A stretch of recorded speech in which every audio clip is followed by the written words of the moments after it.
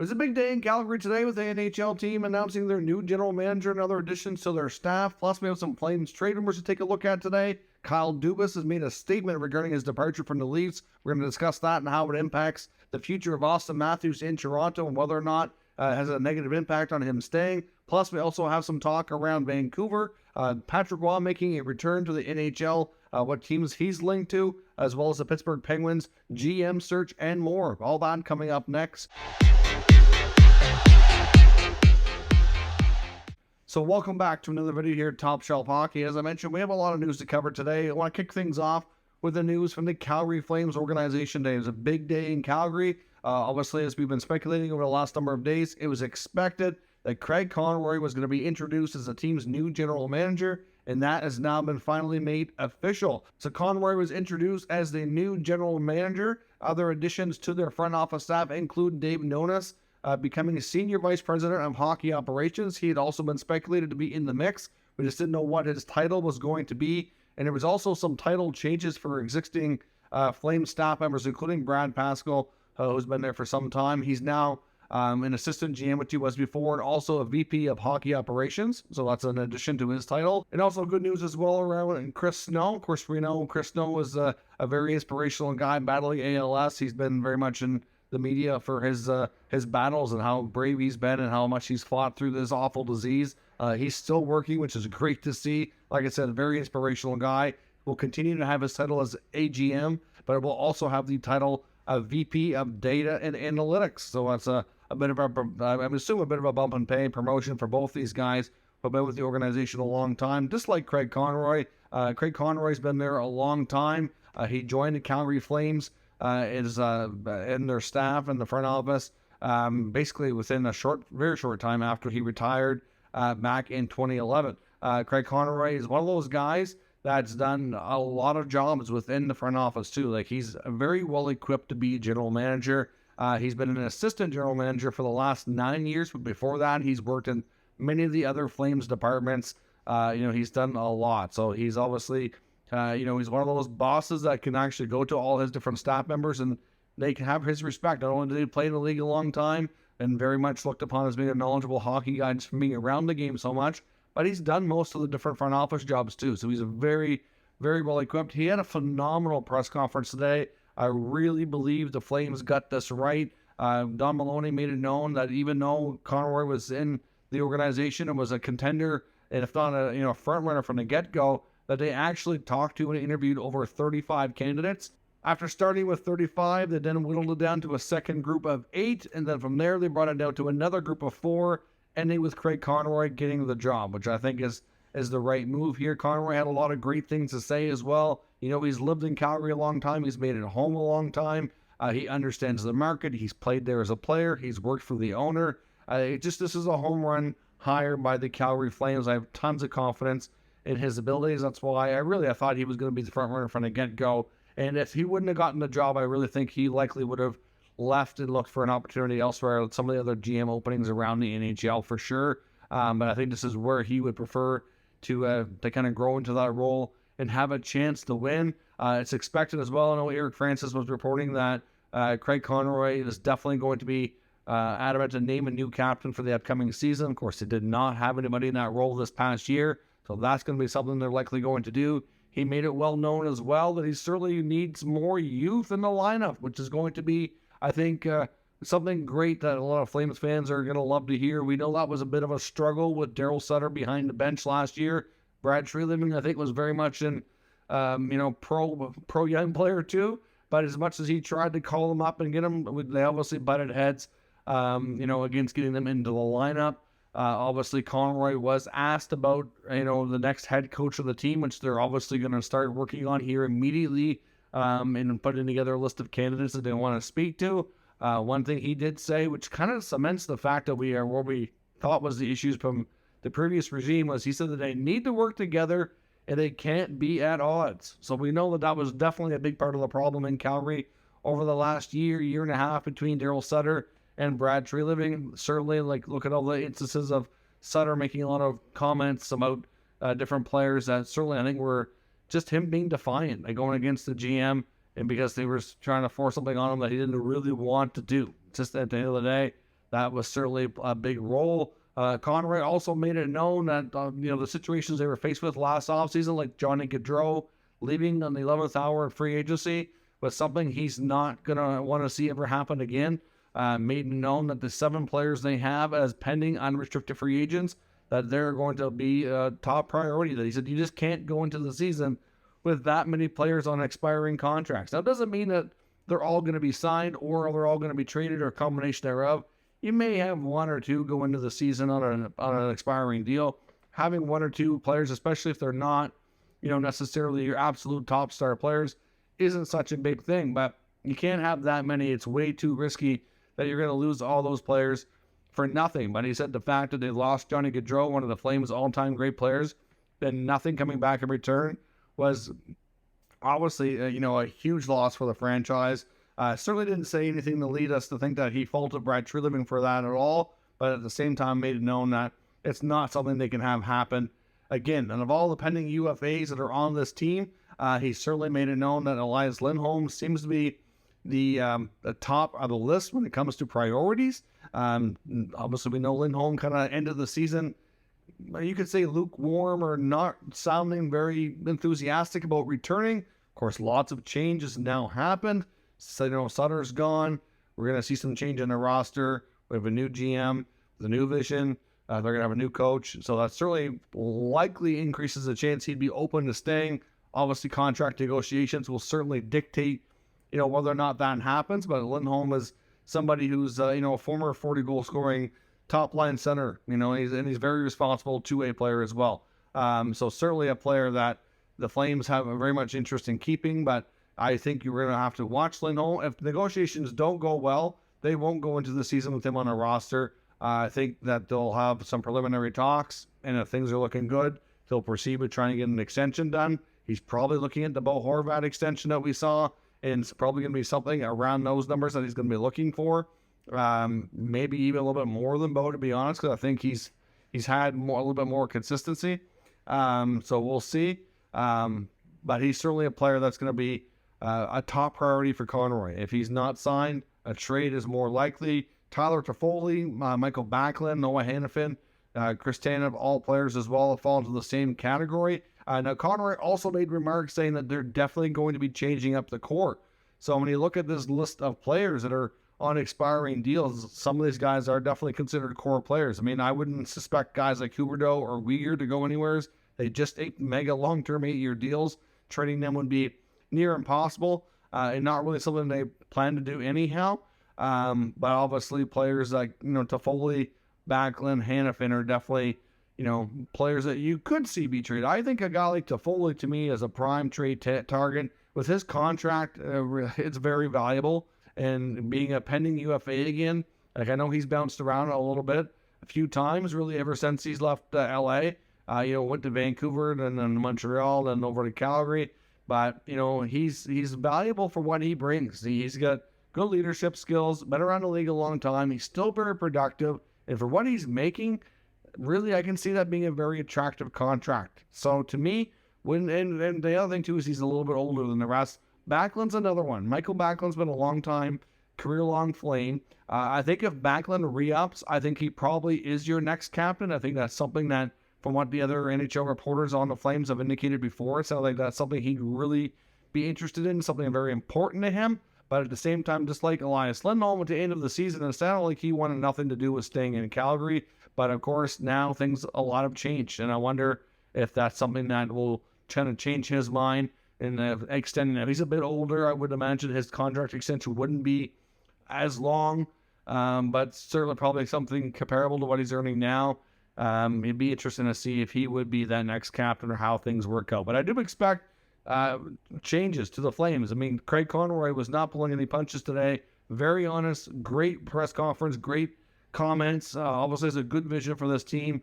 A matter of which core players are going to go. Like I said, Lindholm will likely re-sign if they can come to terms. If that's not going well, he could be dealt. I would suggest same goes for Toffoli or Backlund. Maybe in Hannafin as well. They have to take a look at those players. We could see 1 or 2 guys moved. Maybe 1 or 2 signed. It just boils down to money, fit, and where the vision goes for this team. Obviously, another guy to watch in Calgary to likely be on the move is backup goalie Danny Vladard. Not that they don't like him, they certainly do, but they have Markstrom on a bigger contract, and they have Dustin Wolf, who's got really nothing left to accomplish in the American Hockey League. He needs to graduate to the NHL next year, so Vladar gives them another trade chip that they can maybe bring out something back, either draft currency or another prospect to the organization that can maybe help in other areas. I would look to a prime team, to be honest, like San Jose, for example. I can see maybe being interested there. Their goaltending situation is very questionable, and Vladar is a guy who they could probably acquire for not too steep of a price and not have to pay a ton of money to over the next 1 to 2 years as they kind of see if they give him an opportunity to be a starter on how things go. But either way, huge day for the Flames. We're going to see some changes, but the changes that were made today were certainly done in the right direction, and I think all involved did an absolutely terrific job. Now, some other news around the league. We got news from Dave Pagnotta of thefourthperiod.com that there's going to be 2 Stadium Series games at MetLife Stadium this coming season in the month of February. They're probably going to be back-to-back or very close together.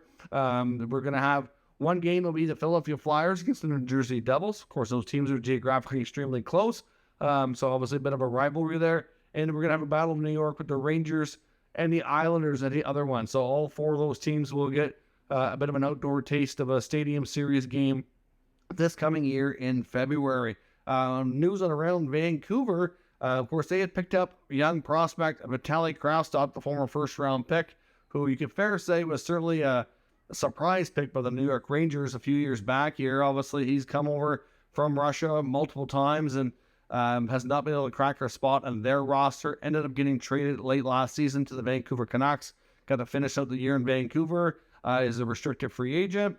So at this point, though, he is leaving to sign in the KHL. Now, they can still offer him a qualifying offer and retain his rights. So that should he return to the NHL down the road, they will hold those rights and will have first dibs to sign or trade him. But for right now, Vitaly Kravtsov is signing a 2-year contract with Tractor to go back to the KHL. When you look at the money that he's being paid, of course, in the Russian currency, I mean, you kind of convert that over to what he would make in the NHL, be equivalent to a pretty close to $1 million per season with the bonuses that they have tied into his contract that he can earn. Now, of course, they'll guarantee he actually earns a full $1 million per season, but it'd be somewhere between $500,000 and $1 million per year. The bonus structure should be attainable, you would think, based on what we've read. So it sounds like that's roughly what he'll earn. So if he's turning down opportunities to stay in North America, we don't know what would have been offered at this point, but I can't see him getting, quite that much per season. But at the same time, I don't know what Vancouver's thoughts were. I'm sure they would like to at least retain him for another, at least have him on a contract for 1 full year. But 2 more years in the KHL, and we'll see if he wants to make the jump to come back. The latest updates, too, on the Pittsburgh Penguins situation. Pierre LeBrun was reporting on TSN Insider Trading earlier this evening about some of the candidates. Apparently, some very experienced guys like Peter Chiarelli and Mark Bergevin were previously told in the last leading into the long weekend that they were out of the running. So they're not in the mix in Pittsburgh anymore. And then apparently they've also found out that Kane's assistant, Eric Tulsky, who's a very much well-respected up-and-coming future general manager, and McKinnon was also former Penguin front office member and currently working for the New Jersey Devils. Tulsky and McKinnon are out as well. So that kind of leaves us, besides Kyle Dubas, who they want to speak to, the main names in the mix from before is Matthew Darche in Tampa and former Penguins assistant and current assistant in Seattle, Jason Botterill. So we'll see if either Botterill or Darche become the guy. I think Kyle Dubas, it sounds like he's going to have first dibs at this, and it really boils down to what he wants to do. Now, I'm sure, based on what we're hearing, that it's going to sound like he wants to take some time, talk to his family, and kind of decide if, going to another team right away is something he wants to do or not. And I'm not sure how much time they're going to want to give him. I think they'll be patient a little bit, but if it takes too long, they're going to have no choice but likely to move on. I would probably say that more than likely Botterill will be the favorite, considering the familiarity there and the fact that he knows the team, knows the players from working there for a long time, and obviously have a lot of people that he's worked with before too. I would think he'd be the front runner, but we'll see. It's likely going to be a large decision made by Kyle Dubas. Now, another name to watch is Patrick Waugh. As we talked about a while back, he has been connected back to the NHL. Patrick Waugh currently coaching the Quebec Ramparts of the Quebec Major Junior Hockey League, who they just, in the last couple of days, won the league championship over the Halifax Mooseheads in a 6-game battle in the league championship final. So they were league champs and will be heading to the Memorial Cup, which gets underway this Friday. So obviously, Waugh, who's also part owner of the team, has made it known that this was going to be his last season behind the bench for the Ramparts. So at least he get to go out on top in the Quebec League, and we'll see if he can't become a national champion and win a Memorial Cup here as well. But certainly well known that he's been in the mix to make an NHL return here. That's been rumored for probably at least the last 4 to 6 weeks. Pierre Lebrun's reporting that Patrick All recently as well changed representation. So he has a new agent now, and that new agent is hopefully going to help him find an NHL opportunity. But apparently multiple NHL teams have reached out to speak to his reps regarding a potential head coaching roles. And those two teams believed to be the Washington Capitals and the New York Rangers. I had mentioned a while back, there was reports, I believe, I can't remember who had the reports, it might have been the New York Post, or it could have been somebody else, that the Rangers and Chris Drury, who of course knows Patrick Waugh very well from their playing days, was interested in him as being a potential candidate as well for the Rangers job. I think he would actually be a good fit there, to be completely honest. He's got a lot of experience working with young players from his time in junior. He spent a lot of time in the queue. And when he did previously coach in the NHL, he had a very young team in Colorado. So from that perspective, I think he's got a good base and a good knowledge base there. And of course, I think he's got a very fiery personality. He's not afraid to be, tough on the veterans. So to me, I think he'd be good. I really do. And we'll see if they feel the same way or not, or even in Washington as well. It's going to be interesting if he gets back behind the bench. It's been a long time, and there's certainly lots of interest there. Now, as I mentioned, former GM of the Maple Leafs, Kyle Dubas, kind of broke his silence today. But he didn't really say a whole lot. I'll show you the statement here on the side of the screen. But Kyle Dubas put out a statement on his Twitter today, and he didn't really say a whole lot. He basically just said that he wanted to address his departure from the Maple Leafs. Basically said he wasn't going to really go into what happened. Ultimately, that while making a decision with his family, what he wanted for his future, that the Maple Leafs decided to go in a different direction. So obviously that's something that they had the choice to do. And before he could kind of finish evaluating things, they decided that they wanted a different leader, a different manager in place. And he just went on to thank MLSE for the opportunity, thanked all the people he previously worked with the Maple Leafs organization, made mention of all different staff members and even ushers that work in the arena and all that. Didn't really address anything as far as if he's still planning to take a step back or not, because that was a big part of his press conference, which is the last time he spoke publicly to the media, which we now know Brendan Shanahan didn't really want him to do. But when he did that, he said it's either Toronto or I'm taking a step back for family purposes. But where he did make it known that he wanted to return to Toronto as the GM, I wonder if that'll change things. And we'll have to wait and see. But those were his words. We don't know. He did not address that in his statement, so it was really not clear. Of course, we know that the Pittsburgh Penguins want to speak to him and have permission, and I think they may have already had some preliminary conversations based on what's been reported today. So we'll have to wait and see if that's something that's going to happen or if it's not. But I know there's been tons of speculation today about the future of Austin Matthews and whether or not Kyle Dubas being let go by the Leafs is going to have an impact on his decision to re-sign with the Toronto Maple Leafs here. Now, I've heard a variety of opinions. For example, listening to Leafs media this morning, I know on the TSN program, First Up with Carlo Koliakovo, he said that he felt that this is going to have a major negative impact on Matthews' feeling and could have a big impact on him staying and signing a new contract with the organization. Whereas like the guys on Overdrive, for example, Brian Hayes and Jeff O'Neill and Jimmy McLennan, like Brian Hayes was saying that he didn't think that the GM and whether or not Dubas was there or who the GM is really going to have any impact on whether or not he stays. So it's a completely different frame of mind, different thought process there completely. And I've heard other different takes. It seems like there's quite a mix up there saying with Dubas being gone, they were really close, they were really tight. They are repped by the same agency as well. And the other thing, too, is not just that Dubas is gone. Is did he feel that they did Dubas dirty and that they kind of went about this in a not so good way. Because if his whole mentality towards the organization happens to change based on how things were handled with Dubas, that makes you wonder. Because if you listen to all the players on locker cleanout day, they were singing his praises and praising him up, down, sideways here. They absolutely love this guy. We're all close to him. Again, remember, Dubas gave these guys what some people feel are, overpayments on their contracts. Now, I know Matthews is paid very handsomely, so was Marner, so was Tavares, and I understand why they have such a good, close relationship with him. They're obviously quite fond of what they are personally getting out of it, but at the same time, being a younger GM and obviously being responsible for keeping this group together for so long, I think obviously to kind of grow a closeness to the players, probably more and had a closer relationship than a lot of GMs do with their team and their players. I think that's probably fair to say. But at the same time, is Matthews going to be confident he's going to get everything he wants and all that with the next guy? And that's a big part of this. We don't know whether it's Brad Treliving or somebody else. I think that next general manager's top priority absolutely is going to be talking to Austin Matthews about his future and outlining what a contract extension is going to look like and what can they afford to pay him. But if they start, after all this time, Matthews and Marner and these guys, the core four guys, they've always gotten everything they wanted and more.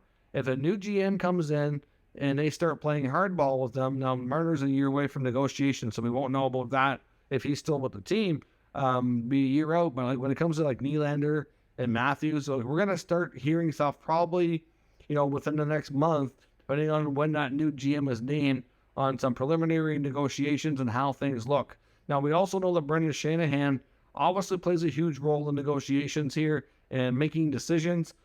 We've heard a lot in the past few days about some deals that Dubas was trying to make or was interested in making that Shanahan rejected. So we, at the same rate, the new GM, regardless of who they are, is he going to let them lowball these guys on negotiations, on extensions? Are they going to really have that much of an impact? Or is Shanahan going to basically instruct them to get Matthews signed, get Nylander signed, and get it done at all costs, get whatever they want type of deal? Because it makes you wonder based on how things went before. They were all paid very handsomely. And when it comes, especially with Matthews and Marner, Willie Nylander's obviously contract drug out way, way, way, way longer. But at the end of the day, he got what he wanted.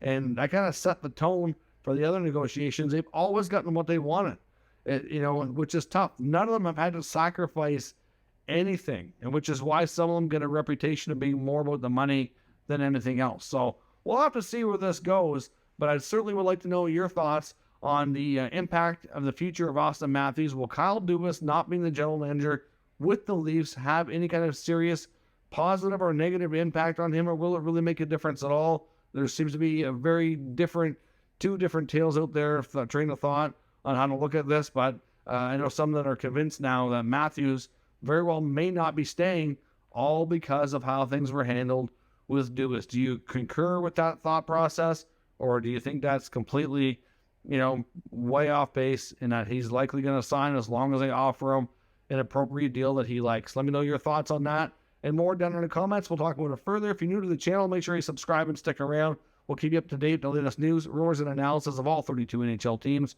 Thank you for watching, and I'll catch you next time.